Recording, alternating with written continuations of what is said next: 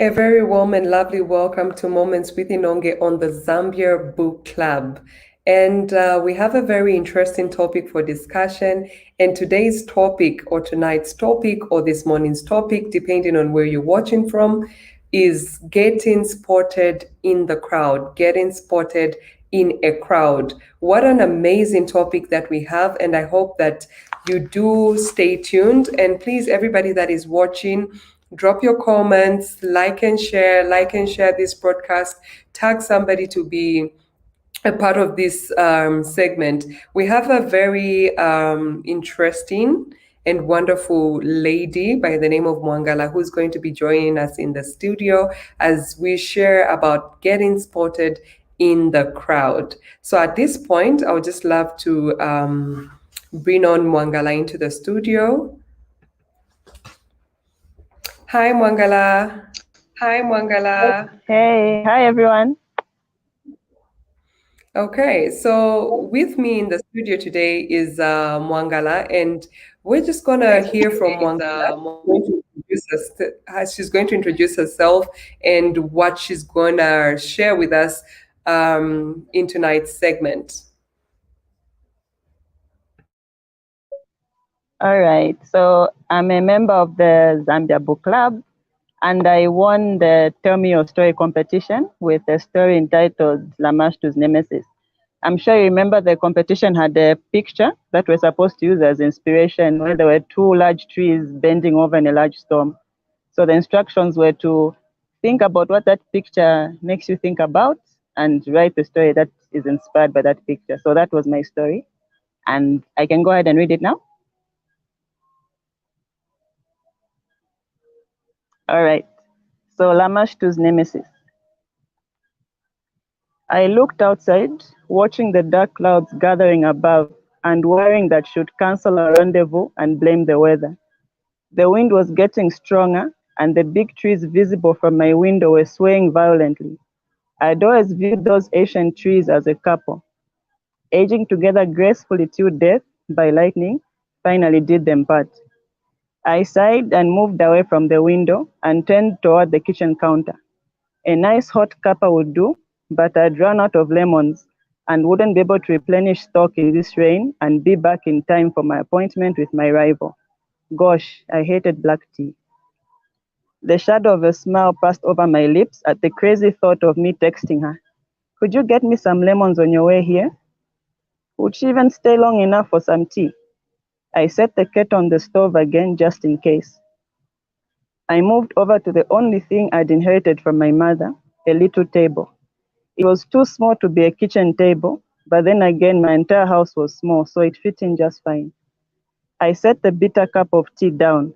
It really needed some lemon, and picked up a collection of documents I had prepared for my guest. It included some newspaper cuttings I'd laid in chronological order, so I picked the most recent one from the bottom and paused to reread the article. It was a sad story. A wealthy retired lecturer, known more for his generosity to orphanages than academic prowess, had been found dead in a lodge room. Sources said he checked in alone, and no one had seen anyone else enter his room. Further investigations revealed that there had indeed been a second person in the room, someone who had left lipstick marks on a glass and a handkerchief scented with female perfume. That Mr. Fongoloko had been with some unknown woman in a lodge when he died was too juicy a detail to sweep under the rug, as his widow had demanded of both the police and the lodge owner. And the story went viral on social media and in the newspapers. Mrs. Fungaloko had maintained a facade of dignified grief at her husband's funeral, but everyone knew that deep down she wished she could have had him tossed by council workers into a mass grave. The newspapers gave the results of the official postmortem report, cardiac arrest. Social media speculated he must have been with some nubile young woman he'd wanted to impress, and concluded that the mtototo he'd taken to give him virility of a young bull had knocked out his heart instead. Served him right, I thought. I heard the sound of an approaching car engine, so I put the clipping down back in its place, stood up, and peeked out the window. It was even darker now, and peals of thunder sounded above. She climbed out of her Prado and walked up to my door. She didn't look like a grieving widow to me. or she'd grieve all right when I flashed my final trump card. I opened the door after she knocked, and for a few seconds we sized each other up silently. Welcome, I said, stepping aside for her. She glanced inside what must have been a toy house by her standards, then entered and sat at the table on the other available stool.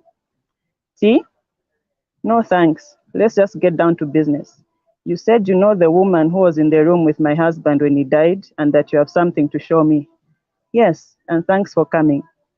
I only came because you threatened to take whatever you have to the media, she said angrily. I gave her the documents silently, and she flipped through them as I watched her expression. Good actress, I thought, as I saw her pretend not to recognize my mother in one of the photos. She reached the last document and finally had a confused expression on her face. Why do you have a copy of my husband's will? Do you know why your husband was so interested in donating to orphanages? Benefactors get unfettered access to the records. Because of how my mother died, the nuns kept my location hidden from him whenever he asked. However, he knew deep in his heart that I was still out there somewhere. A private investigator found me and arranged for me to meet him. Yes, I am the other woman. That day in the lodge, I showed your husband all the evidence I had that my mother's death was suspicious and a copy of my own death certificate. He recognized the name and signature of the certifying doctor, your nephew, Dr. Chirwa, and he realized that his beloved wife had tried to have his only heir aborted. Guess that shocking revelation was too much for his philandering heart. Your mother was a useless side chick. You will get nothing, she snarled. You think so? Well, we'll see what the police and the media will think when I present my evidence, including what you did to Mr. Fungaloko's other girlfriends on campus, whom the private investigator discovered while searching for me. You stalked anyone you suspected was pregnant and bribed their roommates to lace their meals with Brufen to cause miscarriages, making sure your husband never sired a child outside your marriage because you are barren. She gasped for air. You killed my husband. No, you did. Thanks to you, I've suddenly inherited a fortune, I smiled sweetly. She burst into tears. I rose to rinse my cup and turned back to look at her. She silently wiped her face, stood up, and stomped out into the torrential rain. She sat stoically in her car for what felt like an eternity and then drove away. I really needed to do something about those trees.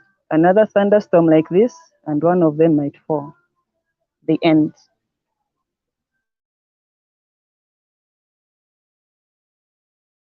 Wow, wow, wow, Mangala, that was very, very interesting, intriguing. Oh my God, my imagination just went wild.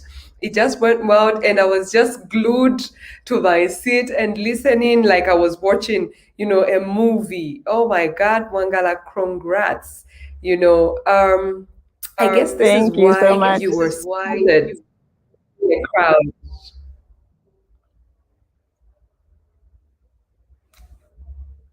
I was saying thank you so much. I am so, so intrigued by that story. I am so intrigued by your talent. Going back to our previous segment, the one we had on the, was it 12th or 11th, somewhere there?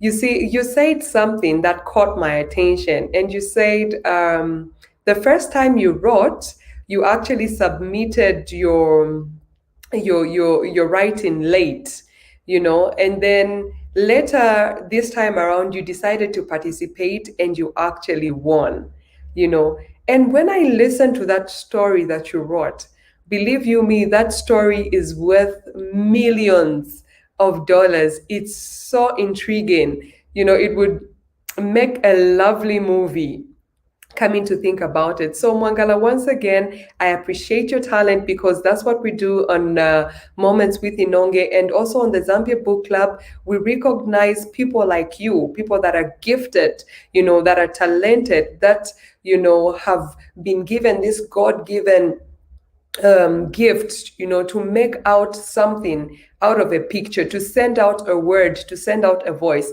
because there are so many things that I could pick, from your story. Not only was it entertaining, but it was also educative. There are so many lessons in that story. So great write up, Mwangala. I salute you.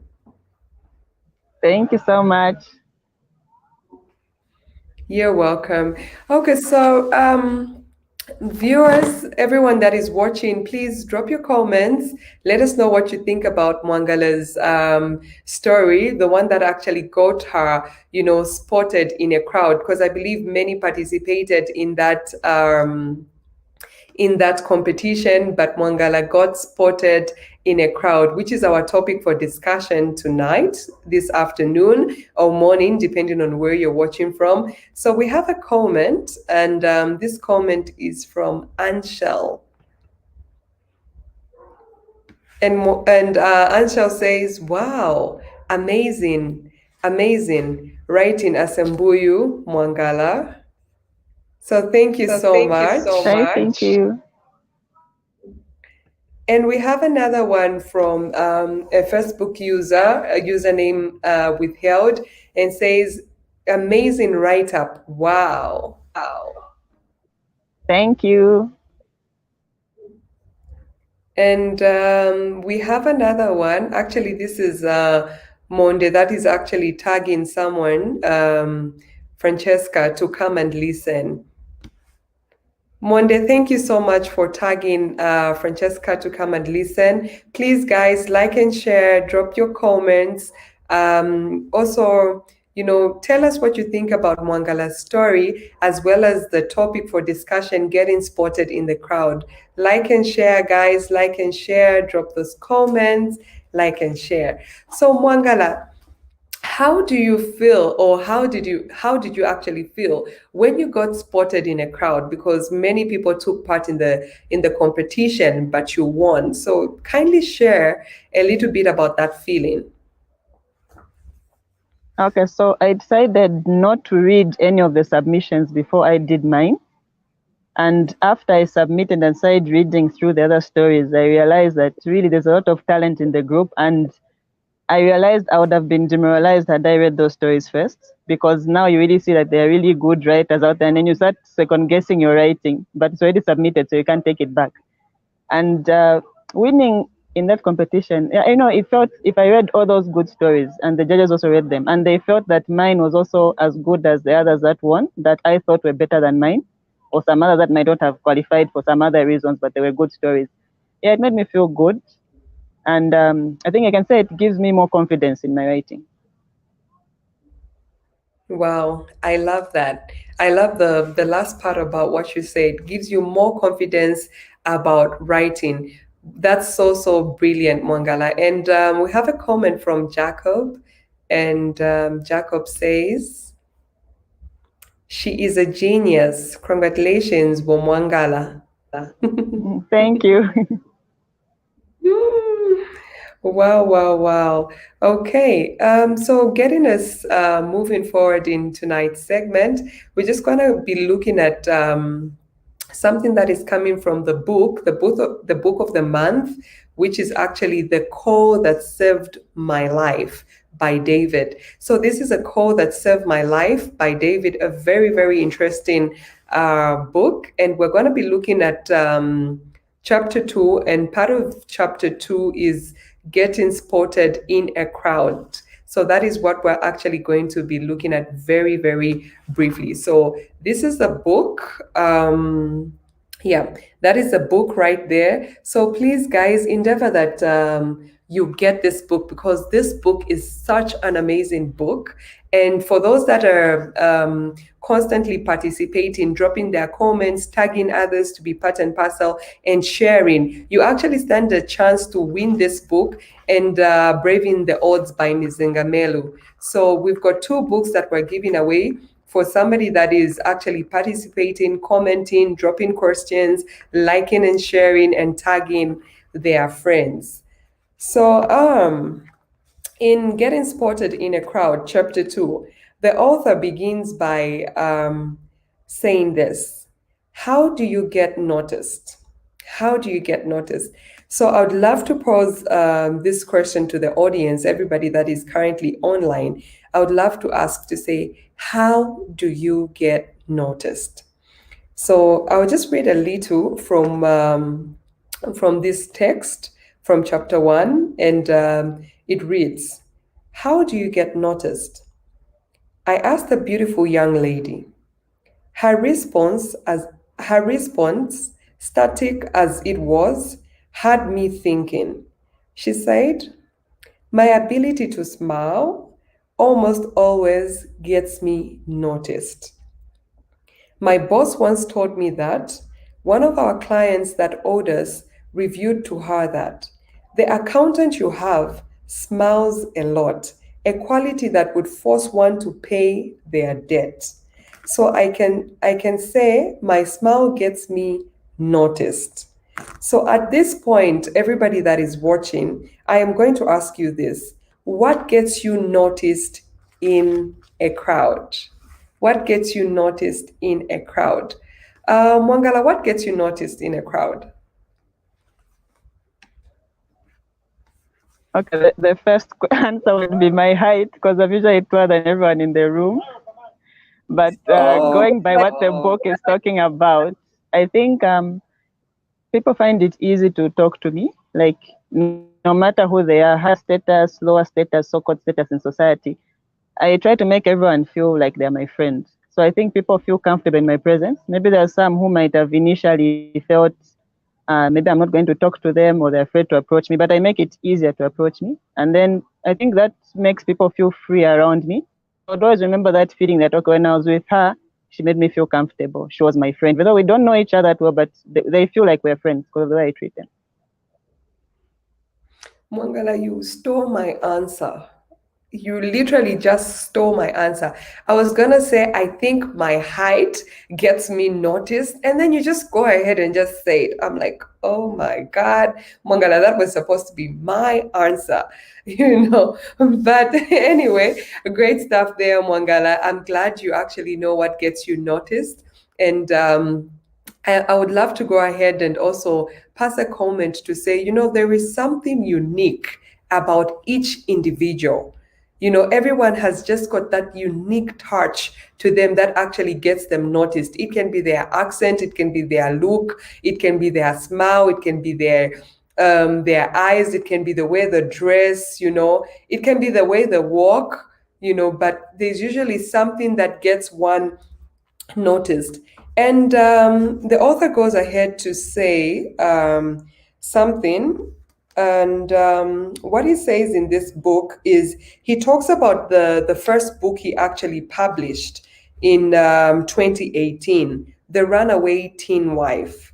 So he goes ahead to, I'll just pick a few words from what he actually wrote. So he goes ahead to say that, when he was publishing his book, The Runaway Teen, he got many comments from others telling him to say this book would not sell because a lot of people have actually authored books concerning abuse, because it kind of like talks about abusing the girl child, so he actually thought and heard from people that this book was not going to make it. But on announcing the release of the book, a number of people, I'll just read this part.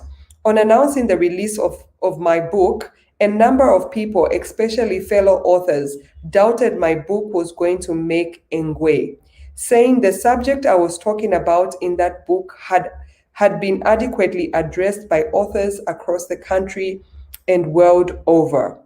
I will not lie, this statement from my fellow authors got my adrenaline levels way above the normal.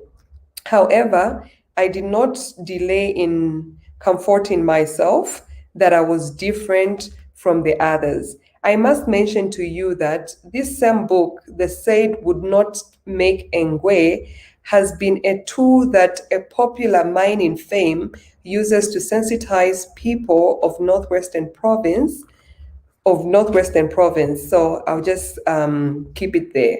So, when you come to think about it, like I was saying to say, or like you actually alluded, Mwangala, earlier on, that when you read some of the write-ups by others, you actually felt that they were so good and maybe even better than yours. So you actually even say to yourself that you thank God you didn't actually read the other write-ups before you submitted, because it would have kind of like demoralized you. So at this point, I think I would love to talk about this just a little, the opinion of others, Mwangala, in this case, let's say, had you read those other write-ups, had you read the other write-ups, you said it was going to demoralize you, but we'll just assume because you didn't do it. So assuming you actually read and found out that they were seeming better, what would have you done? Okay, so my original thought why I didn't read before was, two people can want to write about the same thing, the same plot, but to be kind of different. But if someone wrote it first and you wrote it next, it's like you've copied. There might be something similar in the plots that it looks like you've copied. So that's what I wanted to avoid at first, where I could prove that I wrote that before I read the others. But in the case where I'd read and then the stories, they're different plots, but the interesting, you think, okay, this plot is better than mine. I could have thought of this, and then you feel, okay, I can't write as well that person. Let me just give up. So the point being, like, you don't have the confidence in your ability to write. You're now comparing yourself to others. And always when you compare yourself to others, even if you're both good in that skill, you feel demoralized because you'll be focusing on your weakness and the other person's strength. Okay. So, we're just going to carry along the viewers. And Mwangala, if you can read these comments by the viewers, would be good.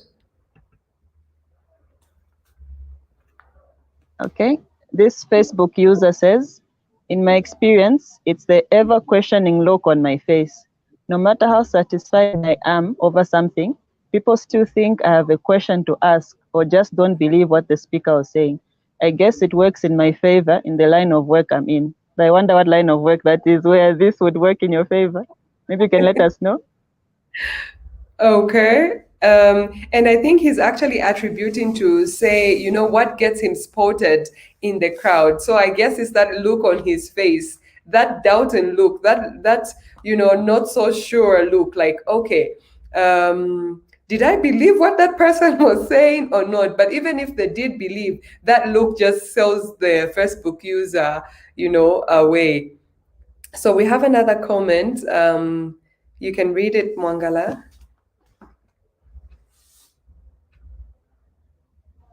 Okay, Anshel says, well, this is an intriguing question, but I think motivating people using scriptures is what can get me noticed in the midst of 100 people.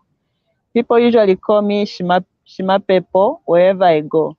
I don't know if at all I have an appearance of a man of God. Let me pronounce that properly. Shimapepo. Oh my goodness, Anshel. Okay, you know what? We don't know. We don't really know because, coming to think about it, what makes you look at a man of God and say, okay, Barianivashima people? What do you think, Mwangala? Like, what do you think is, makes them stand out in a crowd? I think, I say, sometimes it's the dress code. Sometimes it's the dress code, especially the shoes. I want to see his shoes. You know what? At least, okay, look at that. Like, we didn't plan to say this, but we are thinking in the same, in the same line. The dress code and the exact same thing, the shoes. So Anshel, I would love to check out your shoes. Just like Mwangala said, I would love to check out too. Then I would be able to tell you whether it is that particular thing that makes you come out as Vashima Pepo. So thank you so much, Anshel, for that comment. Thank you, guys. Keep those comments coming. Keep those questions coming. And then before we move to our task for tonight. I just want to read something. Okay, I just want to read something. Okay. Okay, so this is a chapter. This is a paragraph from chapter 2, Getting Spotted in a Crowd. And it says, more often than not, people are discouraged from doing certain kinds of businesses by those that have done it before, because when they conducted that business, they incurred losses. So, in discouraging others, these people use their experiences. And people who are intolerant to negative outcomes or troubles in their business without hesitation label that particular business as a bad business. There is one component that is forgotten here. My experience with writing books will not be the same with another writer. We all have different experiences, approaches, and setback. What poses as a problem to me is an opportunity to another person. So when we come and think about this, really getting spotted in the crowd, and when we think about what the writer David is actually saying, I think, Mwangala, you actually touched on this before. You said, sometimes you find that two people are thinking of the same idea. Sometimes you're thinking of the same idea, and then when you look, there's gonna be something like you're going to feel like, oh, okay, I had this idea, but because somebody has written about it first, I may come out like I'm copying. I may come out like I'm copying. So in that scenario, you also mentioned something to say sometimes it gets to it gets to affect you really. It affects your confidence levels. So I think I would love to talk a little about this particular thing, because sometimes the people that we listen to, sometimes the people that speak to us, because it may not only be you, it may be other voices surrounding you that speak to you, saying maybe, okay, I did this business and it didn't work for me. And life is full of ups and downs. There are certain times that you're going to try something at once and it works out. But there are certain times that you're going to try something and it doesn't really get to work out. And then some people usually turn their back on a project at the end of, just close to a breakthrough, just one step away from the breakthrough, and then they turn their back. And when they see somebody embarking on the same journey, out of love, not out of jealousy, but out of love, they go to that person and tell that person, you know what, in this business, I had a bad experience. I had a bad experience. I didn't recover my money. I didn't even break even. I didn't even get what I invested, not talk less, even profit. So, Mwangala, what do you have to say about such a scenario, like generally?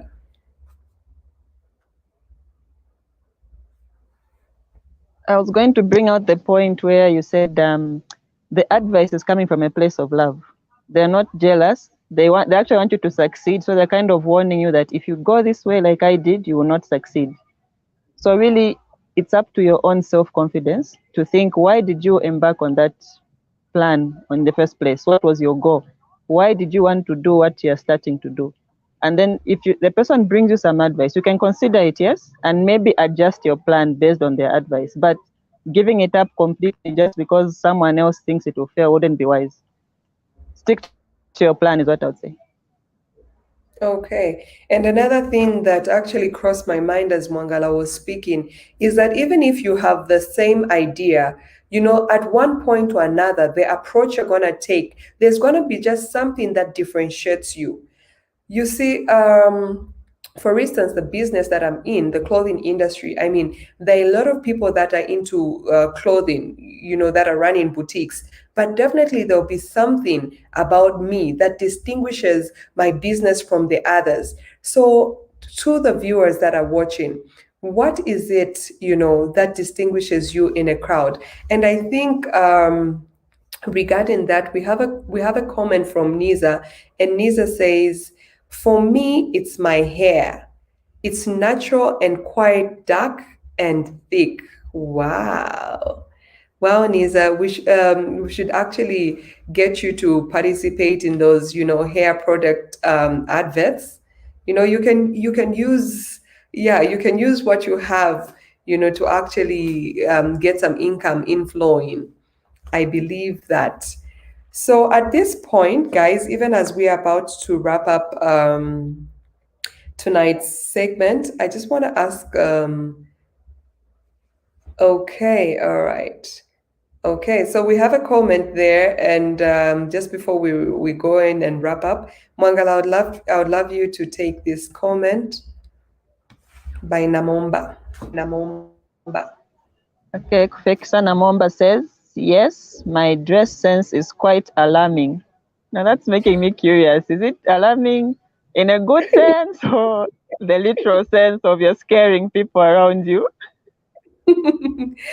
Well, guys, thank you so much for those comments. Thank you so much for dropping those comments. And we have another comment from Agnes. Well, actually, Agnes is tagging along some people to just come and be part and parcel of the segment. So, guys, thank you so much. Thank you so much. We endeavor to carry along our participants all the way. Remember, this is Moments with Inonge in conjunction with the Zambia Book Club. And we have a very special guest who is Mwangala, one that just won the Tell Your Story competition. And for those that have just joined us, I would actually ask you to replay this video after we repost it, because you're gonna hear Mwangala's story, how intriguing, educated, and just how catchy it is. So at this point, on Moments with Inonge, we're currently running what I call the practical table. So this practical table is where you share proven success strategies, and then after you do that, you actually get a task for you to bring in those proven success strategies. So because that is what I stand for, I believe just having information or knowledge is not going to lift you, but it is what you do with the information. It is what you do with the information that actually gets you going. So at this point, we've got a task ahead of us, and I would love each participant that is watching to quickly answer these questions. And the first question is, what are you doing differently that others are not doing, and it sets you unique? So that's for those that are actually doing something differently. And then if you're ordinary, are you ready to set yourself aloft? So we've got that question there. Drop your comments, guys. Drop your comments, drop your answers. We'll just give them like maybe a minute to just do that.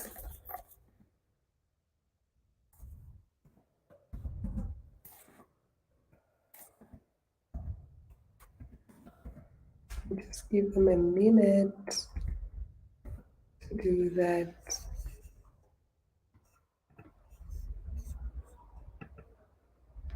Okay, so just send in your answers, guys. Send in your answers. What are you doing differently that others are not doing? It can be at your place of work. It can be in your business.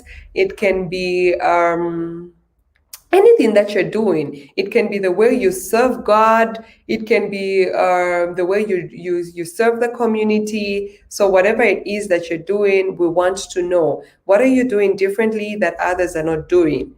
And it sets you unique. And another thing is, for those that are not, haven't thought about the thing that would actually get them spotted in the crowd, the thing that is actually unique about them. If you are ordinary, are you ready to set yourself aloft?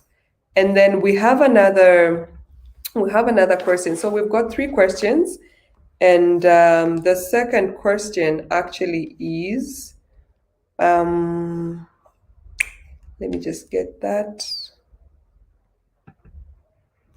What would get you spotted in a crowd of 100 people? What would get you spotted in a crowd of 100 people? What would get you spotted in a crowd of 100 people?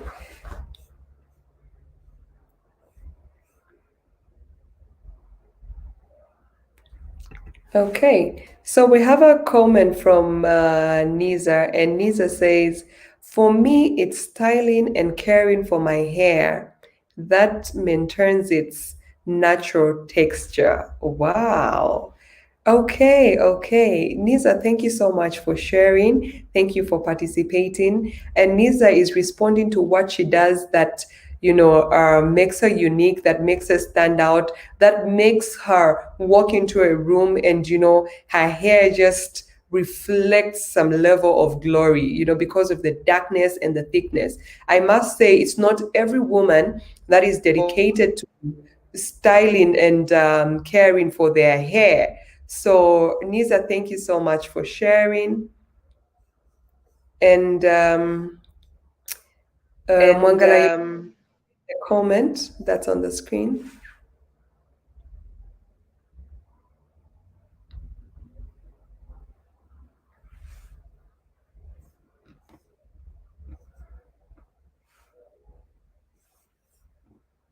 Mwangala, are you able to hear me?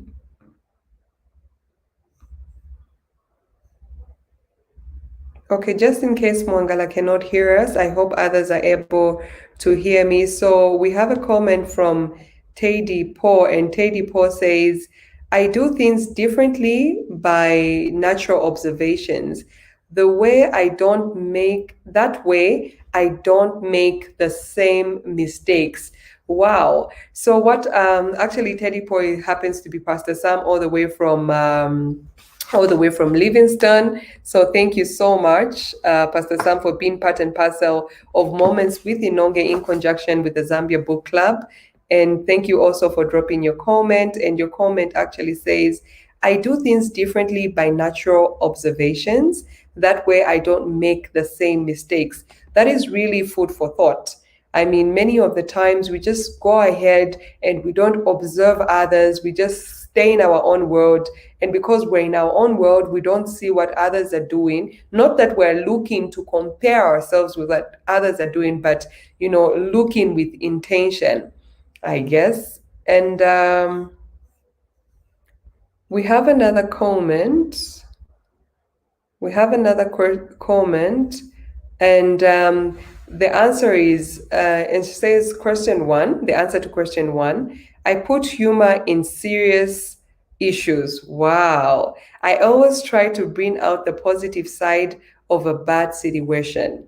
I have been told I don't take life seriously sometimes. I'm okay with that. Everyone and life is serious as is. Oh my goodness. Thank you so much for sharing. Thank you for dropping that comment. The comment that actually made me, pause while doing something serious and just smile, bringing out something that you actually do. So thank you so much for that comment. And we have another comment that says, I go an extra mile in doing what I'm tasked to do. That always leaves a good impression on the task giver. Well, thank you so much. I guess, from these comments that we're actually reading, I'm getting to learn a lot. And I believe that everybody else is actually learning from the comments, from what makes others unique, what makes others outstanding, what makes others get spotted in a crowd. So thank you for that comment. Thank you so much for that comment. And Anshel goes ahead and says, as for me, I think I examine each and every step I take. I have some me time, and I make sure I have a year theme, which helps me in working extra harder so that at the end of the year, I achieve my yearly goals. Only a few people are able to examine and set yearly goals for themselves. True that, Anshel. That is very true. I mean, I have not come across anybody that has told me that they actually have personal themes. Because usually, like for Moments with Inonge, like for the month of March, we have a theme that's understanding will establish me. So you get to notice that usually it's with churches, it's with programs, it's with conferences that we actually get themes. But it's very, very rare to find an individual that would say, okay, this is my theme for this year. This is what is going to keep me going and just push me. And just push me. So, guys, thank you. Thank you so much. Thank you so much for sharing that. Thank you so much for sharing. And our last question is, how often will you repackage your business, your life, and social strategy that it sets you different from the rest? How often will you repackage your business, your life, and social strategy that it sets you different from the rest? How often will you do this? How often will you do this? I think I'm going to do this as often as possible. You know, Getting Spotted in a Crowd by David, found in the book A Call That Served My Life, is a very, very interesting topic. It opens our mind so much, because many times we tend to take things for granted. We tend to take our uniqueness for granted, not knowing that God actually made us unique for a particular purpose. So the question that has been thrown to you and me by David in his book A Call That Served My Life, is actually something that is food for thought for you and me. What is it that is unique about you? What makes you out? What makes you get spotted in a crowd? And how often will you work on yourself? How often will you work on that unique nature that you have? So, guys, this is what I had for you on this segment, Moments with Inonge, with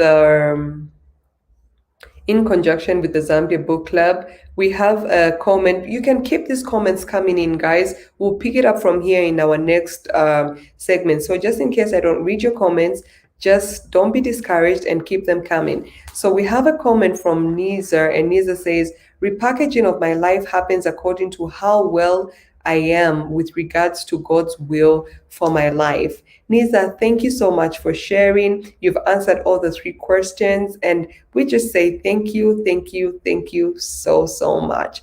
So, guys, at this point, we've come to the end of our tonight's segment, this afternoon segment, to this morning segment, depending on where you're watching us from. And I hope that you are going to work on that thing that is going to get you spotted in a crowd.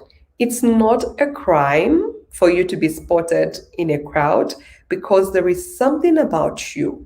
There is something about you that showcases the glory of God. There is something about you that God has actually put to say, when my daughter, when my son goes into a crowd, it is this particular thing about my daughter or my son that is actually going to make them outstanding. So, guys, it's been a pleasant pleasure spending this time with you and the Zambia Book Club and Moments with Inonge, and just talking about Getting Spotted in a Crowd by David, and that's A Call That Served My Life.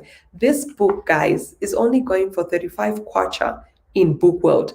I would encourage you to get it. The last time I was here, we were talking about dating myself, and that is a topic we're discussing on Women's Day, actually. So, guys, please endeavor that you get this book.